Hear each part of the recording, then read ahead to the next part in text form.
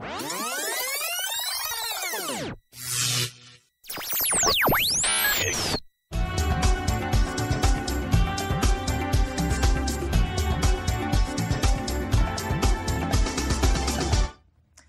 my name's Mel Ashworth and welcome to Coffee with a Councillor. I have the pleasure of speaking this morning with Richard Tucker.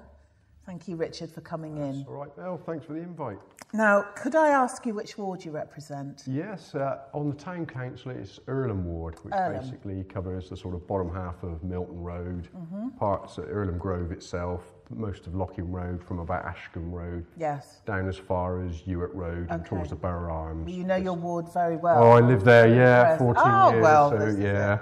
Every road, I think. It's a good idea to live in the ward that you represent. I think that's important, definitely. We always encourage that, and the local Labour Party, we always try and get people that actually live in the ward and in the communities that they're supposed to represent. I think it's wrong that you get people from the other side of town to just wheel them in just because it's a safe seat. I think really believe in that, and that's pretty much How long have you been a councillor, Richard?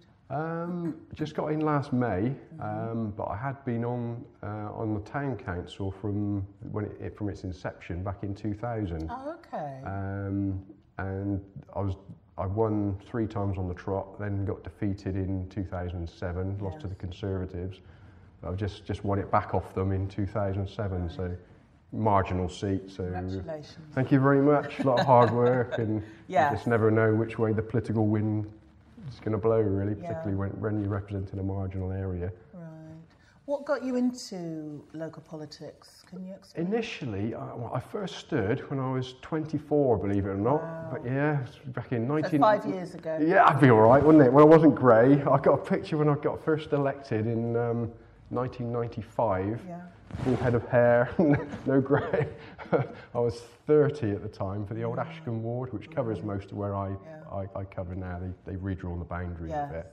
But initially, I'd always been interested politically. Yes. From when I went to Broadoak Sixth Form when I was about 18, 19. Really? And then I joined the Labour Party at that time. It was quite a low ebb nationally when we had Michael Foot. I don't know if you can go back that far, but it was in the kind of Thatcher era. Yeah. So they were quite sort of dark days for a lot of people, but I suppose I've always been kind of on the side of the underdog a little bit, and Western, for Labour in Western, we've always been kind of the underdog. So and that was my kind of broad view anyway. Yes. I've always been kind of centre-left in terms of my own view of society. Yes. And when it got to about sort of 1989, I think it was, Avon County Council elections, and the party was always short of candidates. It didn't really have much organisation. Yes.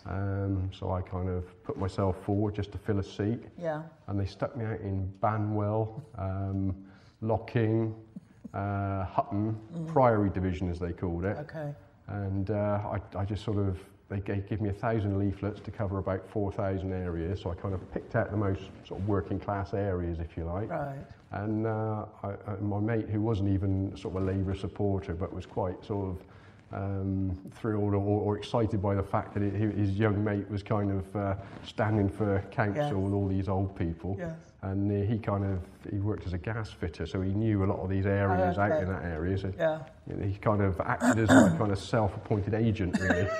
And we sort of drove around all these little pockets here and there and helped me deliver them. Fantastic. Yeah, so I sort of surprised everyone by coming second. I beat the Liberal Democrats into second place. Wow.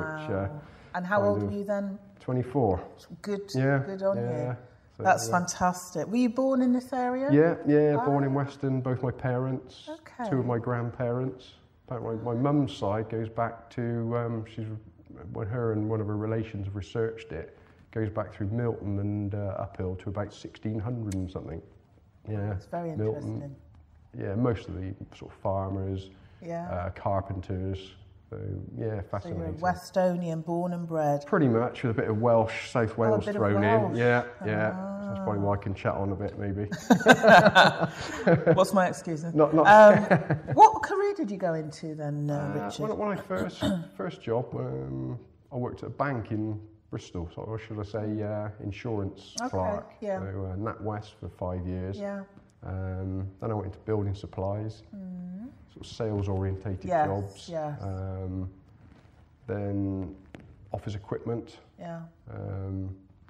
That's pretty much been. Okay, you've got to be able to talk to people, haven't you? And to a large as degree. A counsellor, you have to be able to listen approachable, and talk. That's right. Yeah, you can't be a shy little retiring thing in the background. I think there's probably places for all types of people. Okay. Because you sometimes tend to find the more reserved ones can be very good on detail. Right. And you get a lot of interesting documents and research that's required. You often find those sort of more reserved types of characters are quite good at going through their sort of pre-meeting documents. So all different skills are valuable. You've got to be a bit of an all-rounder, I think, really. Okay. Definitely. Because I was going to ask you, what do you think makes a good counsellor? And to be an all-rounder, you know. I think understanding and having a sort of having a passion for the area, I think. Yes. And the area you live in within that. So a passion for community? I'd say so, broadly speaking. Politics, I suppose, is about people. And they say it's the art of the possible, isn't it? That's one quote I've heard. And it's about trying to make a difference on a local level. Yeah.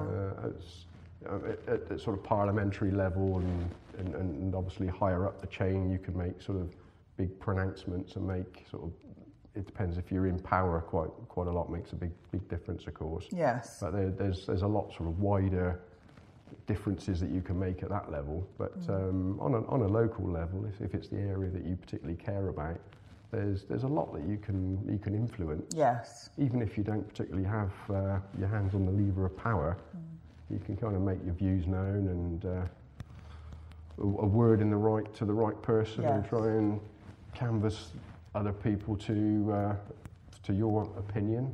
Sometimes you might change your own opinion by what you get back off of them. And it's all about gathering information and just getting to the right decision in your mind, really, for when votes. And if you're honest with yourself that you're voting the right way, you can kind of hold your head up, I think. Yes. That's how I look at it.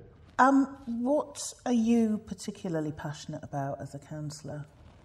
I think to ensure that local people's decisions or views are reflected and carried out, because I think there's too much remoteness. Once people get into the corridors of power, let's say, there's often a feeling or a bit of an arrogance that goes with it. Not to say that people in power are arrogant in that way, but there's a feeling of we know best type of thing, and the public haven't got all the information, so what do they know? But broadly speaking, people have a broad view on something. Often it's not quite as straightforward as might be painted. Sometimes there are different strands and different kind of elements within that. But if you can kind of pick up what's broadly the feeling on the ground type of thing, and make sure that's reflected in the council and in the council chamber, that's what matters to me. So it's totally important to stay relevant to the people that you're representing, right. Exactly. and to stay real and keep your feet on the ground, as it were. That's what really matters at the end of the day. You see people sort of climb up the pole and sort of turn their back on the people that put them there. People like break promises all over the place, like this is what's happened. Nick Clegg and the like, and I'm not saying that just because you're a Lib Dem, by the way, but he's a classic case in point, isn't he, where he's conned people to vote for him, and a lot of people voted for him tactically because they think he's anti-Tory, and as soon as he gets in, he basically teams up with the Tories, turns his back on half those people that voted for him just to get in power. And he was a lot of his own party have thought that, but that's national. Moving on swiftly, 3 people you'd like to invite to a dinner party. People that have inspired you, dead or alive, that you'd love to meet. Going back through history. So, briefly. Yeah, okay. Someone like Boadicea, probably. That's one for you. Okay, next one. Celtic Queen. I suppose everyone comes up with Nelson Mandela, but you can't help respect that man for what he went through. Exactly. Third one? Somebody like...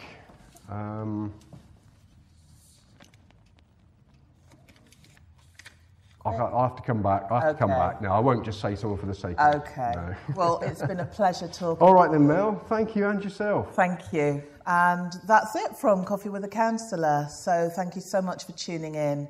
And please do email your questions to us. But from us today, it's goodbye.